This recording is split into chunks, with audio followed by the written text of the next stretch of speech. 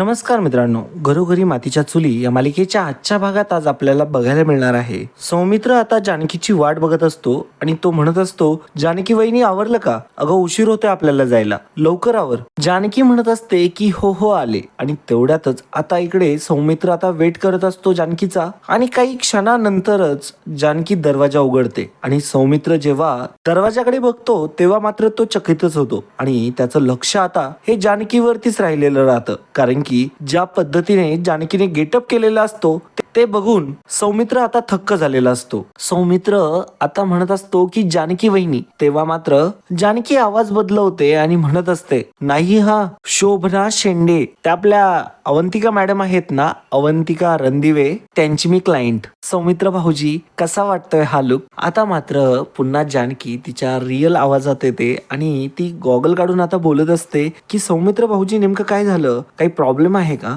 मी ठीक तर दिसते ना? तेव्हा मात्र सौमित्र पूर्ण थक्कच झालेला असतो. तो मात्र फक्त हसत असतो आणि बोलत असतो. तो फक्त हसत असतो आणि बघत असतो. जानकी म्हणत असते की हे जर बरं वाटत नसेल तर मी चेंज करू का? तेव्हा मात्र लगेच जानकी चेंज करण्यासाठी आता आतमध्ये जात असते, परंतु सौमित्र तिला थांबवतो आणि म्हणतो की नाही वहिनी, अगं तू एवढा कमाल गेटअप केलायस ना, अगं दादाने जरी तुला बघितलं ना तरी सुद्धा तो ओळखणार नाही तुला. जानकी म्हणत असते की तुम्ही हसलात, मला भीतीच वाटली 2 मिनिटं. जानकी म्हणत असते की तुम्ही हसलात, मला भीतीच वाटली अहो. तिथे जाऊन कोणी मला ओळखायला नको फक्त. या शोभनाच्या मागे जानकी लपलीये हे कोणाला कळणार तर नाही ना? तेव्हा मात्र सौमित्र म्हणत असतो की नाही कळणार. तेव्हा आता जानकी म्हणत असते की बरं मला एक गोष्ट सांगा की ही आयडिया आली तरी कुठून तुम्हाला? तेव्हा सौमित्र सांगत असतो की ते 4 वर्षापूर्वी नाही का आपण फार्म हाऊसला गेलो होतो, तिकडे तू आजी आणि आईंची ऍक्टिंग केली होतीस, प्रॉपर पावडर वगैरे लावून आवाज वगैरे बदलून. ते आठवून मी अवंतिकाला म्हणालो, असं जर काम कोणी करू शकत असेल ना ते फक्त आणि फक्त जानकी वहिनी. तेव्हा जानकी पुन्हा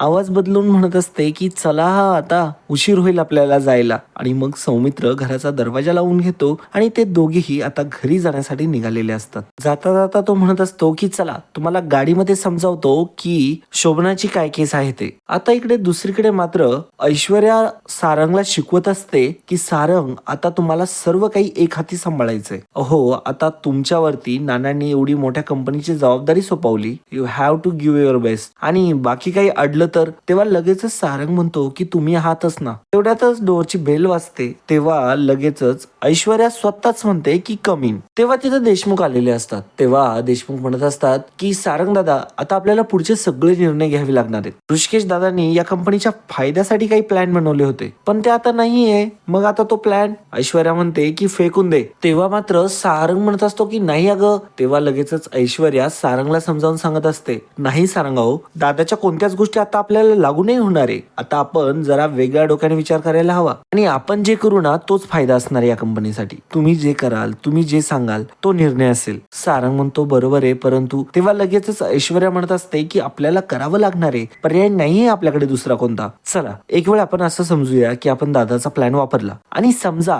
जर का तो वर्क झाला, दादांच्या प्लॅनमुळे तुम्हाला प्रॉफिट झाला, तुम्ही खूप सक्सेसफुल झाला, तुम्हाला पैसा मिळाला, काय होईल माहितीये का? दादा काय म्हणतील, दादांचा प्लॅन तुम्ही वापरलात म्हणून तुम्ही सक्सेसफुल ठरला, म्हणून तुम्हाला प्रॉफिट मिळालं. शेवटी सारंगने माझाच प्लॅन वापरला, मग तो वर्कआउट झाला. म्हणजे सारंगला स्वतःच काही असं डोकंच नाहीये. ऐश्वर्या आता सारंगला घाबरून देत असते आणि म्हणत असते की हे सगळं आता करायचंय का तुम्हाला आणि हे ऐकायचंय का तुम्हाला सगळं काही? तेव्हा मात्र सारंग म्हणत असतो की नाही नाही. तेव्हा मात्र ऐश्वर्या म्हणत असते की आपण आपले प्लॅन बनवूया ना, आपण आपली स्ट्रॅटेजी वापरूया आणि या सगळ्यातून भलं बुरं जे काही होईल ती जबाबदारी आपली असेल आणि जे काही जमेल ना आपल्याला सारंग. तेवढ्यातच आता मध्ये देशमुख बोलतो आणि म्हणतो की पण सारंग दादा. तेव्हा मात्र सारंग आता त्याच्याकडे रागाने बघतो. तेव्हा मात्र तो गप्प होऊन घेतो आणि ऐश्वर्याने सुद्धा त्याला एक लुक दिलेला असतो, त्याच्यामुळे तो एकदम गप्प बसलेला असतो. तेव्हा आता सारंग पुन्हा ऐश्वर्याकडे बघत असतो. तेव्हा ऐश्वर्या म्हणत असते की समजते का सारंग? तेव्हा सारंग म्हणतो की हो बरोबर आहे तुमचं. तेव्हा लगेचच सारंग आता देशमुखला म्हणतो तो प्लॅन आहे ना तो बाजूला ठेवून द्या, मी आता तुम्हाला नवा प्लॅन देईल, म्हणजे आम्ही नवा प्लॅन बनवून देतो, असं तो आता ऐश्वर्याकडे बघत म्हणत असतो. तेव्हा मात्र देशमुख म्हणत असतो की पण मी काय म्हणतो. तेव्हा मात्र ऐश्वर्या त्या पोराकडे खूप रागाने बघते आणि मग सारंग सुद्धा म्हणतो की ऐश्वर्या मॅडम काय म्हणाल्या कळलं नाही नाही का तुला? जस्ट फॉलो हर, निघा. सारंगने आता अपमान करत त्या आतमध्ये आलेल्या व्यक्तीला बाहेर काढून दिलेलं असतं. ऐश्वर्या आता म्हणत असते की आता तू खरा बिझनेसमॅन शोभतोय, असंच काम करत राहा. आणि आता सारंग म्हणत असतो की आणि ऐश्वर्या तुम्ही पण मला असंच प्रोत्साहन देत राहा. नाही नाही, म्हणजे तुमची जर साथ असेल ना तर मी एकदम जिद्दीने काम करेल बघा. आता या दोघांचं बोलणं सुरूच असतं. तेवढ्यातच आता ऐश्वर्याचा फोन वाजतो. ऐश्वर्या लगेच तेव्हा मात्र तिकडून आजी बोलत असतात आणि म्हणत असतात की काय ग, पोचली का ऑफिसात? ऐश्वर्या म्हणते की नाही नाही, गाडीत आहे आणि गाडीत बसून लुडो खेळते, बोलला पटकन. तेव्हा मात्र आजी म्हणत असते की अगं तुला माहिती आहे ना आपल्या सुमित्राची तिसरी सून अवंतिका? तेव्हा मात्र ऐश्वर्या म्हणते की हो मला माहिती आहे, पुढे बोला. तेव्हा मात्र आजी म्हणत असतात की तिने आपली क्लायंट घरी बोलवली आहे. तेव्हा मात्र ऐश्वर्या विचारत असते की मग काय? तेव्हा मात्र आजी म्हणते नाही नाही, मला जरा शंका आली ना म्हणून फोन केला. तेव्हा मात्र ऐश्वर्या म्हणत असते की यापुढे जर का अशा फालतू बातम्यांसाठी मला जर फोन केला ना तर तुमचं आउट गोईंग बंद करून टाकेल मी. तेव्हा मात्र आजी म्हणत असते अगं गुंडे, जरा माझं ऐकून तरी घे. आता आजी सांगण्याचा प्रयत्न करत असते परंतु ऐश्वर्या म्हणते की फालतू कामांसाठी फोन करतात आणि लगेचच ती फोन कट करून टाकते. तेव्हा आजी म्हणत असते की माझ्या तोंडावरती हिने फोन कट केला, कसली मुलगी आहे ही? नाही पण ती जी कोण क्लायंट येते ना घरी ती कोण आहे हे मला नक्की बघायलाच हवं. आता जानकी दरवाजापर्यंत आलेली असते. रणदिवेंचं ते घर जेव्हा ती बघत असते तेव्हा मात्र तिला त्याचे जुने क्षण आठवत असतात आणि मग ती दरवाजाला स्पर्श करत असते. आता इकडे दुसरीकडे मात्र ऋषिकेश हा गाडीचं काहीतरी बघत असतो परंतु त्याच्यासोबत जो व्यक्ती असतो तो मात्र बोलत असतो की याचा आजच्याच कार्यक्रम उरकून टाकू आपण. आणि तेवढ्यातच ऋषिकेश जेव्हा तिथे येतो तेव्हा मात्र त्याचं बोलणं अर्धवट राहिलेलं असतं. तो म्हणतो की आधी आपण गाडीमध्ये साहित्य लोड करून घेऊया. तेव्हा मात्र लगेचच ऋषिकेश म्हणतो की हो मी करतो ना. आणि असं म्हणतच तो आता गाडीमध्ये साहित्य टाकण्यासाठी पाठीमागे गेलेला असतो. आणि आता तो जेव्हा गाडीमध्ये साहित्य भरवत असतो तेव्हा मात्र त्याला तिथे काहीतरी एक गोष्ट दिसते. तेव्हा ती हलवण्याचा प्रयत्न करत असतो तो, परंतु त्याला हात लावायच्या आधीच तो व्यक्ती येतो आणि ऋषिकेशला म्हणतो की नाही नाही तुम्ही एक काम करा, वरती व्हा. तेव्हा मात्र ऋषिकेश म्हणतो की अहो साहित्य हलवावं लागेल, बॉक्स बसणार नाही तसा. तेव्हा मात्र तो माणूस म्हणतो की नाही नाही तुम्ही वरतीच व्हा, मी बरोबर देतो. आणि असं म्हणतच आता तेव्हा ऋषिकेश विचारत असतो की काय आहे या गाडीमध्ये? तेव्हा तो व्यक्ती म्हणतो की काही नाहीये, पुस्तकं वगैरे आहे, तुम्ही एक काम करा तुम्ही ड्रायव्हिंग सीट वरती जाऊन बसा, मी तोवर समोरच्या पार्टीला कळवतोय येतोय म्हणून. आता मात्र ऋषिकेश गाडीमध्येच बसलेला असतो आणि आता तो व्यक्ती पाठीमागून येतो. तो माणूस म्हणत असतो केलं पॅक मी मागचा दरवाजा. तेव्हा मात्र ऋषिकेश लगेचच विचारतो की चला मग निघायचं का आपण? तो माणूस म्हणतो की काही घाई झाली का तुला? थांब ना, माझे मित्र येत आहे, त्यांना आपल्याला कराडला सोडायचं आहे, मध्ये सोडून देऊ आपण. तेव्हा मात्र ऋषिकेश काही बोलत नाही. तेवढ्यातच ते व्यक्ती तिथे येतात आणि मग तो लगेचच त्या माणसाला म्हणतो की मागे बसा रे. आणि मग लगेचच ते माणसं मागे बसतात, ते दरवाजा लावून घेतात. आणि मग आता इकडे तो जो माणूस असतो तो म्हणत असतो की चला आता आपण जाऊया आणि लवकर येऊया घरी, म्हणजे बायका पोरं घरी वाट बघत असतील ना. तेव्हा लगेचच ऋषिकेश गाडी चालू करतो आणि देवाचं नाव घेऊन आता त्यांनी पहिली ट्रिप मारायला सुरुवात केलेली असते. दुसरीकडे इकडे जानकीने आता दरवाजाची बेल वाजवलेली असते आणि दरवाजा आता सुमित्राने उघडलेला असतो. आणि तेव्हा मात्र सुमित्रा आता फक्त जानकीकडेच बघत असते. तेव्हा लगेचच आता जानकीचे हे गोष्ट लक्षात येते की सुमित्राने जर इतक्या वेळ माझ्याकडे बघत राहिला तर त्यांच्या लक्षात येईल की मी जानकी आहे म्हणून. लगेचच ती आता सौमित्राला अलर्ट करते. सौमित्र म्हणतो काय आई, अगं नुसती बघत काय राहिली? अगं तुला सांगितलं होतं ना अवंतिकाची क्लायंट येणार आहे, शोभना शेंडे.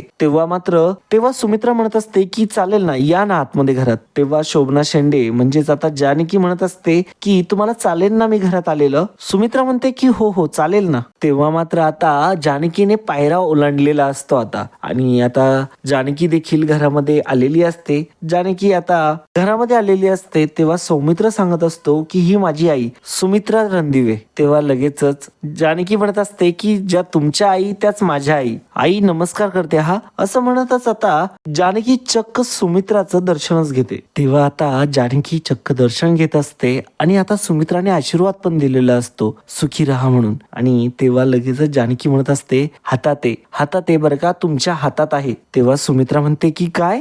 तेव्हा मात्र आता जानकी उभी राहते आणि म्हणत असते, अहो म्हणजे वडीलधाऱ्यांचा हात असतो डोक्यावरती, वडीलधारे आहात ना तुम्ही, आणि मग तुमचा हात आमच्या डोक्यावरती असला की सगळं चांगलंच होतं आणि सर्व सुख पण येतं मग आयुष्यात, हो की नाही. तेव्हा मात्र सुमित्रा म्हणते की हो हो हो. आणि तेवढ्यातच आता अवंतिका सुद्धा तिथं आलेली असते. आणि मग अवंतिका जेव्हा तिथं आलेली असते तेव्हा मात्र आता जानकी म्हणत असते, तेव्हा मात्र जानकी मात्र आता तेव्हा अवंतिकाकडे बघून हसत असते. अवंतिका देखील जानकीकडे बघून हसते आणि त्यानंतर सौमित्रीकडे बघून असं म्हणत असते की वाव किती छान गेटअप केलाय. आणि मग त्यानंतर लगेचच ती जानकीला म्हणते हाय शोभनाताई, आणि असं म्हणतच लगेचच तिला मिठी मारते आणि म्हणत असते आलात तुम्ही. तेव्हा मात्र जानकी म्हणते की हो, मला सौमित्रजींनी इथे आणलं आणि मला आईंचा आशीर्वाद पण मिळाला बरं का, म्हणजे खूपच चांगला होणार आहे आजचा दिवस. आणि तुमचं घर किती मोठं आहे, बरं झालं मी ऑफिसला नाही आले, तुम्हाला घरीच तुम्ही मला बोलवलं तेच बरं झालं. मला तुमचं एवढं मोठं घर बघायला मिळालं ना, एवढं भरलेलं घर, खरंच खूप छान आहे बरं का तुमचं घर. हो ना आई, घर भरलेलं घर खूप छान असतं ना. तेव्हा लगेचच सुमित्रा मान डोलवते. तेव्हा मात्र हे सगळं खूप मस्त मजेतच सुरू असतं त्यांचं. तेव्हा आता अवंतिका म्हणत असते की थँक्यू बरं का, थँक्यू तुम्ही इथं आलात, बरं चला ना आपण बसून बोलूया. तेव्हा अवंतिका म्हणते की चला नाही तुम्ही पण बसून बोलूया. आणि मग केस बद्दल बोलण्यासाठी आता ते सगळे बसायला गेलेले असतात, सर्व बसलेले असतात. तेव्हा अवंतिका म्हणत असते की बरं तुम्ही केस बद्दल सांगणार होतात ना, मला सांगा बरं. आता मात्र तेवढ्यातच सौमित्र पाणी आणून देतो जानकीला. तेव्हा जानकी म्हणत असते की बरं झालं, गरजच होती याची. तेवढ्यातच तिथं आजी आलेली असते. जेव्हा जानकी पाणी पित असते तेव्हा मात्र जानकी म्हणते की ही कोण. तेव्हा लगेचच आता अवंतिका सांगते की मी म्हणाले होते ना माझी क्लायंट त्या आहेत त्या. तेव्हा मात्र आजी म्हणते अच्छा त्या काय. तेव्हा जानकी म्हणते मग ह्या त्या का. तेव्हा मात्र आजी म्हणते की मी कोण. तेव्हा मात्र जानकी म्हणत असते की त्या. तेव्हा लगेच आजी म्हणते की कोण. तेव्हा लगेच जानकी सांगते की तुम्ही खूप छान आहात. अवंतिका खरंच खूप कौतुक करते बरं का तुमचं. तेव्हा अवंतिका पण म्हणते हो अगं आजी. तेव्हा मात्र मुद्दामच आता सौमित्र म्हणत असतो की आजी आई तुम्ही जाऊन बसतात का जरा बाजूला, तुम्हाला उगाच त्रास होईल ह्या गोष्टी ऐकून. तेव्हा मात्र अवंतिका म्हणते की अरे सौमी तुला काय वाटतं त्यांनी सतत आता नानांपाशी जाऊन बसावं का, अरे त्यांना पण असू दे की काहीतरी चेंज, बसू दे इथे त्यांना. परंतु आता मात्र सुमित्राला सुद्धा चांगलं वाटत असतं, सुमित्राने आता बसून घेतलेलं असतं. त्यानंतर मात्र अवंतिका म्हणत असते की गुलाब पण आता बाहेर गेलाय, यांना एक कप चहा मिळेल का चहा. तेव्हा मात्र सुमित्रा लगेच चहा बनवण्यासाठी निघते, परंतु आजी म्हणते की तू बस खाली, कशाला निघतेस. अगं गुलाब येईल आणि बनवेल तो चहा, मला पण थोडासा चहा हवाय, तोपर्यंत आपण या शोभाताईंची शोभा बघूया. तेव्हा मात्र सर्वजण आता आजीकडे बघत असतात. तेव्हा लगेचच आजी म्हणते की म्हणजे मला यांची केस ऐकूया असं म्हणायचं होतं. आता मात्र जानकीला आजी म्हणत असते की तुमची केस सांगण्यासारखी आहे ना. तेव्हा मात्र जानकी म्हणते हो मग माझी केस तर अशी आहे की कोणाच्या पण घरात घडेल. ते म्हणतात ना घरोघरी मातीच्या चुली, अगदी तसं माझं पण घर होतं अगं तुझ्यासारखंच मोठं, आणि घरात पण माणसं होती बरं का, परंतु काही बाहेरची माणसं आली आणि घराचा पूर्ण नक्षाच बदलून गेला. असं जेव्हा आता जानकी म्हणालेली असते तेव्हा मात्र डायरेक्टली सुमित्राच्या चेहऱ्यावरला हसूच गायब झालेलं असतं. जानकी आता सांगत असते की माझ्या घराचा अगदी इतिहास, भूगोल, नागरिकशास्त्र सगळं बदलून गेलं ग, नक्षाच बदलून गेला पूर्ण.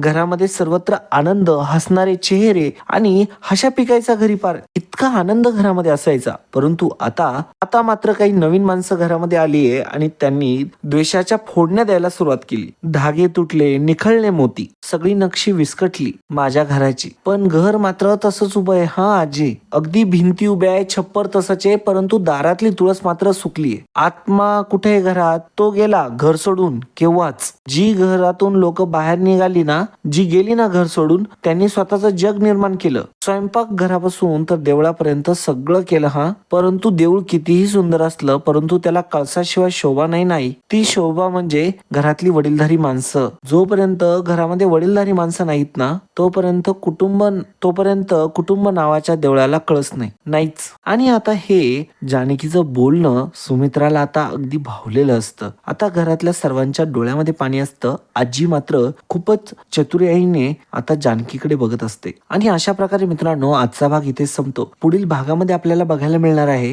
इकडे ऐश्वर्या म्हणत असते की तुम्हाला असं म्हणायचंय की जानकी ही तीच क्लायंट आहे का. तेव्हा मात्र इकडे दुसरीकडे जानकीने तिचं विग वगैरे काढलेलं असतं आणि त्याने नानांपुढे स्वतःचा खरा चेहरा उघड केलेला असतो. आपल्या घराचं तर नानांनी एक गोल चित्र काढलेलं असतं आणि आता नानांनी कागदावरती लिहून दिलेलं असतं की ते गोल चित्र म्हणजे ऋषिकेशच्या हातावरचं कडं आणि त्या कड्यावरती एक नंबर लिहिलेला आहे. तो नंबर म्हणजेच त्या आपल्या देव्हाऱ्यातल्या लॉकरचा पासवर्ड. आता जेव्हा जानकी सगळं आवरून जेव्हा बाहेर आलेली असते आणि तेव्हा जे ऐकत असते तेव्हा मात्र ऐश्वर्या आणि तिचे वडील तिथे बोलत असतात आणि मात्र आता हे सगळं बोलणं जानकीने ऐकलेलं असतं आणि जानकीला हे कळालेलं असतं की ऋषिकेश ज्या गाडीमध्ये माल वाहून नेत आहे त्याच्यामध्ये ही सगळी त्याचीच माणसं आहे आणि ते ऋषिकेशला संपवून टाकणार आहे. तेव्हा आता जानकी ऋषिकेशला फोन करत असते परंतु ऋषिकेश काही फोन घेत नसतो. मग ऋषिकेश गाडी बाजूला लावतो आणि फोन घेण्यासाठी जरा बाजूला येतो आणि आता ऋषिकेशला लगेचच मारण्यासाठी त्या व्यक्तीने गुंड पाठवलेले असतात जे गाडीमध्ये बसलेले असतात आणि दुसरीकडे मात्र